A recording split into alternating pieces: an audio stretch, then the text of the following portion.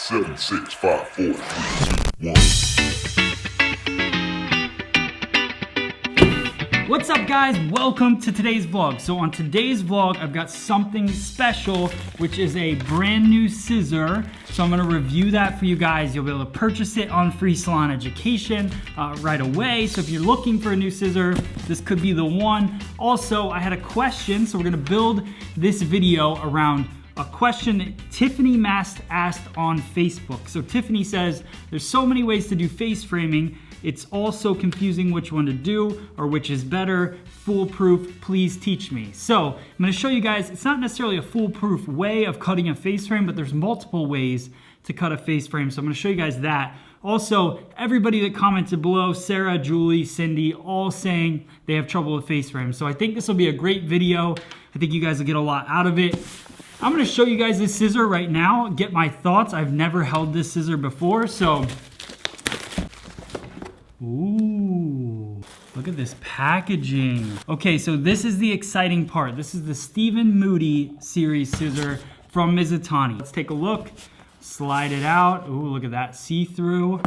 Now we open up the box. Okay, so here is the scissor. Okay, so here's the scissor. So a couple things that I really love about it right away. First thing is, this groove right here, that allows you when you're cutting to have your thumb in the side of the scissor and open and close that way. Let's get this off there. The other thing I love about this scissor is I love this tang. It's a little shorter, so on a scissor that I would make, I would pick that as well. It also has a flat screw, which is great. And it's nice and skinny. So this is a super skinny scissor. Nice, it's got a nice feel to it though. It's not too light, which I like. And I do like that it's kind of a darker gray look to the scissor as well. It's got a nice pointy tip. So this is definitely a scissor. It's probably gonna become one of my favorites because it's just a very simple, straightforward scissor. So if you guys are looking for a new scissor to add to your collection, this is a really good one. I'm not sure the price, but it'll be on freesaloneducation.com. So click the link below. It'll take you directly to this scissor if you're looking to purchase one. Now, let's get to the fun part. We're gonna cut a face frame. So let's snap on over to the mannequin and let's get started.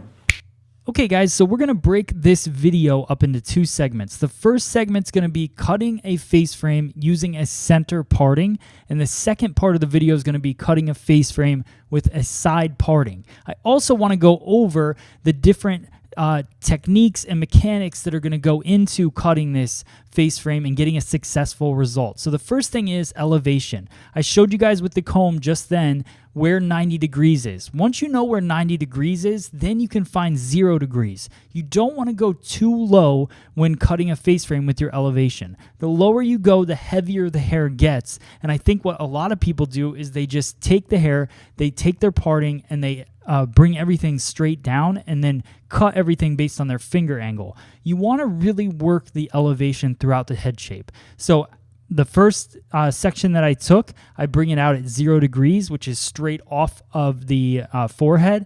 Then as I work through it, my elevation goes up a little bit because I'm working back off of the head. So that 0 degree point changes. So you can see how nice and light that lays, even though it's still a longer face frame and I didn't layer it too much. Now I take a little guideline from that previous side that we cut, and that's where I'm gonna start the second part of my face frame. Now, because the center parting is a symmetrical thing, as I work through each side, I'm gonna do it identical. When you move into the side parting, that's when we're gonna switch it up. We're gonna cut completely different on each side. So I work my way through, nothing's changing. Finger angle is parallel to the parting. So as I work through, I keep my fingers parallel, cut my line, and I just focus on that elevation as I work through the head shape. Now, once I get to the end, you kind of run out of hair, so you don't have to worry about that. And then I'm gonna blow it dry really fast and then go through and iron it because I wanna show you guys what that end result looks like. So I'm just going to spray it real quick with Protect. That's part of the Paul Mitchell Neuro category. So it's just going to be a little bit of a heat protectant with a little bit of hold. Then I go through and I iron it, keeping the iron under 400 degrees. That keeps the hair nice and healthy. You can see the face frame result that we got there. Nice and heavy, but not too heavy. And it's definitely easy for your guest to work with. Now we're working on a side parting. And because it's a side parting, you have a weak side and then you have a high density side. So as I work on my elevation, I want to focus on that. Also, look at how the elevation works on the head shape. You're pulling hair from all different parts of a round surface. So the very front part of the forehead, when you bring it straight out from the head, is going to be elevated differently than the back part of the hair. So you want to make sure you have enough elevation to get nice light layers throughout your face frame. So right now, I'm over directing everything over top of the parting, and I'm just going to keep working that way all the way over to the parietal ridge. So I just take a section, you can see right there in the overhead shot, and then I bring it over to me right over the parting, and I cut my straight line. So what this is doing, kind of a key thing here, is to make sure that when you go on the forehead, you don't elevate too high. Some people will go straight up from the head, and what you're doing is layering the face frame, and that doesn't sit very nice. So what this is going to do is it's causing over direction from that back portion, the back part right around the crown area. So because we have that over direction, it falls backwards off of the face nice.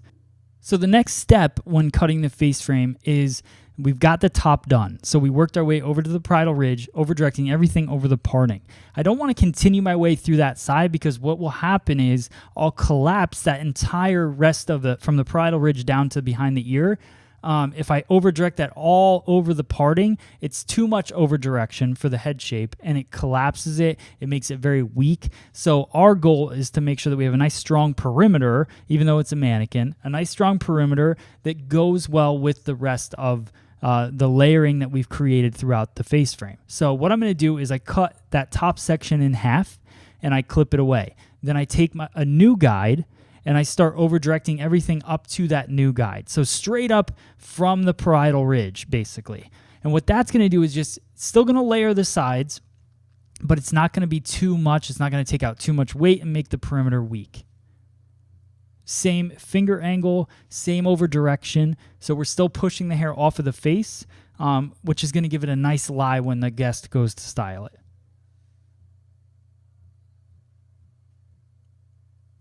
So now we've ended the right side, the heavy side.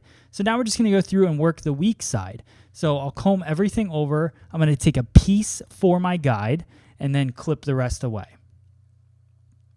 Now, I'm going to cut the weak side differently. I wouldn't elevate it as much as I did the heavy side because I don't want to layer it that much. The more you layer, the more density you take out. So I go through the weak side and I keep everything nice low elevation and just connect those 2 points. So I'm still giving it a little bit of layering, but I'm keeping the weight so it still stays strong on the one side.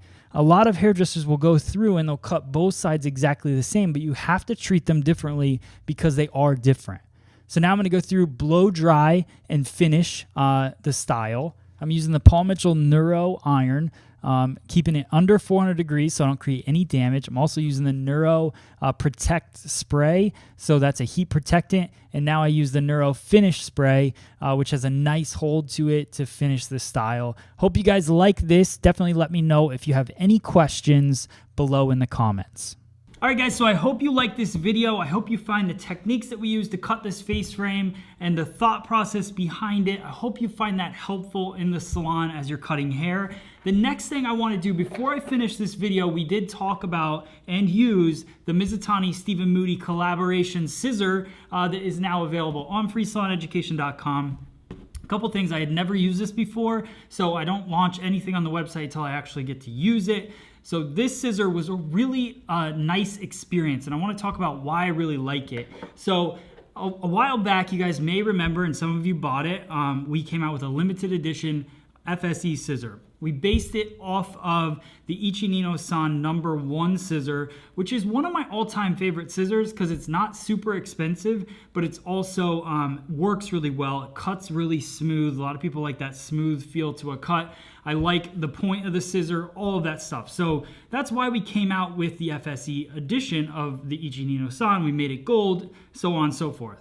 Now, the Stephen Moody scissor, what you're gonna notice, this is a more expensive scissor, but there's reasons why it is. But the handles, if you look at them, are pretty much identical. The only difference is His tang is a little shorter. I like that better than this longer tang. It also has these little grips on the tang as well, which sit really nice when you put it in your hand. Your pinky rests right on those grips. So I just feel like you have a good amount of control with the scissor. Now here's the biggest difference between this scissor and this scissor is the thickness of the blade. So you can see how skinny the Stephen Moody scissor is. Now that is definitely new technology. It is nano powder metal. So like I talk about the DB20 scissor, the Z2 scissor, those are really my favorites. Those two scissors are made with the highest quality steel, nano powder metal steel, has a better grip, has more control on the hair. So you basically took Ichi-ni-no-san, which is one of the best designs of a scissor, I think, and then you souped it up. It's like putting a supercharged engine in this thing and made it this really awesome. It's just like the Pen Slim, so it's almost like the Ichi-ni-no-san and the Pen Slim had a baby, and this is what you get. You get Stephen Moody, I guess. But that's the great thing about this scissor. I'm really in love with this thing. This is definitely one of my favorite scissors. I like the Pen Slim. I was using it a lot in the salon, but because I have this one now, I've always loved the Ichi-ni-no-san handle, and now having it nano powder metal, having the skinny blade. It also comes in this darker matte and also a black finish. They're both in stock, so pretty awesome deal. So if any of you guys have been holding out on getting a scissor, this is the way to go. If you like this video, then make sure you hit that subscribe button below so that you're following along and you get alerts on every video that we make here at Free Salon Education. So thank you guys so much for watching. I will see you guys on the next video.